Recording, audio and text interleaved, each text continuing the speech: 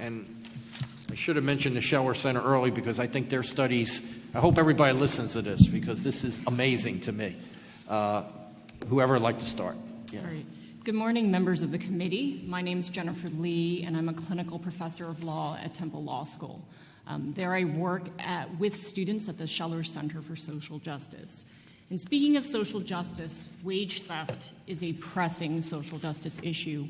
We must fight for the right of hardworking Americans to receive their lawfully earned wages for a fair day of work. We represent low-wage workers in our clinic, and from this we know firsthand how employers steal wages from their workers here in Philadelphia.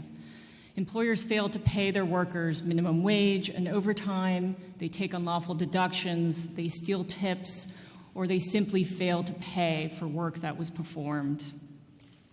We have also studied the issue in order to better quantify the prevalence of wage theft here in Pennsylvania. In June of 2015, we released a report called Shortchanged, where we found that there was a wage theft epidemic among low-wage workers here in Pennsylvania.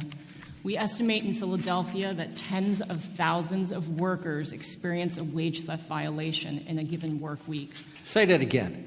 Right. I was going to say, I'll say it again. We estimate that tens of thousands of workers, low-wage workers in Philadelphia, experience a wage theft violation in a week. And what I wanted to emphasize was the last part of that sentence. It's in a week, right. Not in a month, right. Not in a year. Right. We've also heard today about, pretty eloquently, about the human costs of wage theft on workers. But wage theft also means that the city loses out on tax revenue.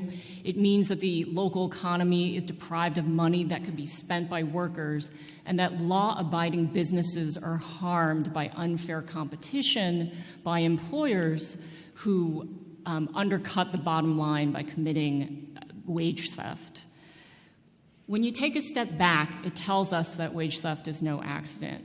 It's not a few bad apple employers or a few new businesses who don't understand the law, but rather it's a calculated approach by employers to maximize their profits on the backs of their workers.